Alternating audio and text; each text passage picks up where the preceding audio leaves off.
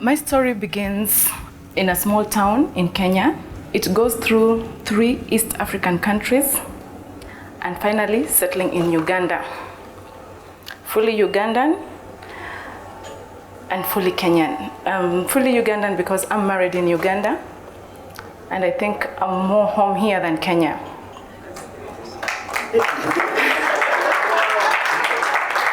And the beauty of being Ugandan, I got a new name when I came here. I'm Nalongo. Yeah, so I'm soon to drop Zawadi and adopt my Nalongo name. I'm still trying to adopt it. I was born in Mtwapa. Mtwapa is in Kilifi County in the North Coast. Mtwapa is a vibrant town with, I would say, 24-hour reveling. It's a party town. It has beautiful beaches, beautiful sceneries, but then again, Mtwapa, back in the days, I would say it had too much immoralities. Among those, there was a lot of prostitution, alcohol. Basically, we were surrounded by all those immoralities as I was growing up. Our home was surrounded by, if I can remember, about 10 bars. This bar would be singing this music, that prostitutes all around us, all around me. I was just surrounded by girls who had come from, in Kenya we call it bara, from up country. And there was too much. You couldn't see yourself growing up to become somebody because life was made easy to go to the beach, hook yourself up to a muzungu, and hey, go to Europe. I mean, who would not want to go to Europe at that time? But it wasn't a way of life for us. My family was struggling, and I had to hawk yellow bananas, and I would go door to door to sell these bananas. I wouldn't say it's something that I liked. I was only 10 years old. At 10, I wanted to play. I wanted to play those days we didn't have phones and all that, but I wanted to play. I didn't want to sell bananas. It was a door-to-door activity. There's where you would be abused. There's where you would be chased away. But there was something in that selling bananas. I found a passion to sell. And I would really sell. I was the best. We were 3 of us, but I was the best person who could really push for those sales. And I said, oh, okay, I can sell. And I decided to focus on selling, do sales, and up to today I do sales. I can sell you anything. I can just come, market it, and sell it. So my passion grew into selling because I had no choice. I had no choice at the time. And my mother really mentored me into that. She was also struggling. And I kept on telling myself, I cannot allow the circumstances that I'm in to push me to also go to the beach. I mean, I was beautiful. I was, at least I think I was. So I would dress up and go to the beach like any other person, but that was not the way I wanted it to be. I promised my mother and my father, and I told them, I'm going to study, and I'm going to make sure I'm going to get you out of this life.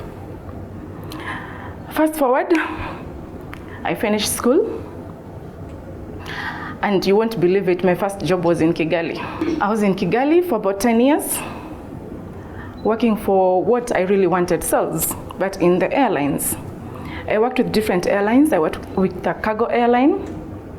I worked with Air Uganda, being a Kenyan, working in Kigali and working for Air Uganda, so that made me East African. Later moved to Kenya Airways and then Juba. And I could see my dreams were valid because I really wanted to take my parents out of this. I don't know, I think Mtwapa is a slum those days. Now I think it has revolved to become a better town. And through these jobs, I managed to have my parents out of Mtwapa, and it was the greatest achievement to me.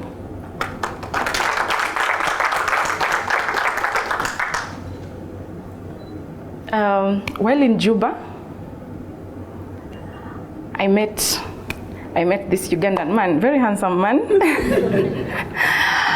And Nalongo, name was born.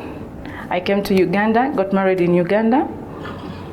And I decided now, it's time for me to pursue what I love the most, working for myself, still evolving around sales. So I came to Uganda, settled in Uganda, and I decided to study the market, study the people. I came with, when you come from Kenya, you come with all the things you want to do, but you realize, hey, please come slowly. Please take it easy, relax. And that's what I did. I stayed in Mbarara for a while because I wanted to feel that, yes, this is where I belong. Then I came to Kampala, and I said, no, I cannot come from a village in Kilifi and then again go to another village in Uganda, no? Let me also see how city life is about. And I came to Kampala, set up businesses, and right now I'm running a salon.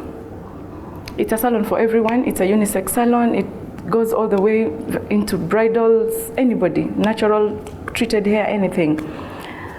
I run that salon in Bukoto.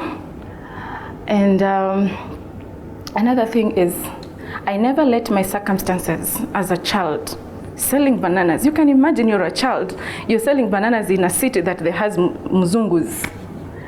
And you feel like you don't have any hope, you don't have any dreams, and anybody will look at you like, okay, this one who is selling bananas, you're just there selling bananas. But I never took that circumstance to pin me down.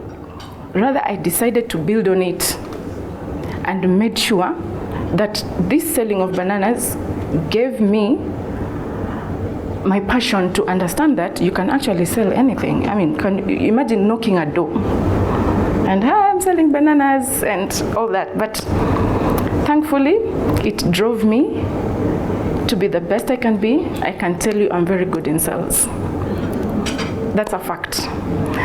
And all said and done, dreams are valid. And you can never fail, not unless you quit. And quitting is not an option, and staying hopeful, I think, is the best thing one can do. Because I believe when I cannot hope, then I'm as good as a walking corpse. All said and done, dreams are valid. You can never fail, not unless you quit.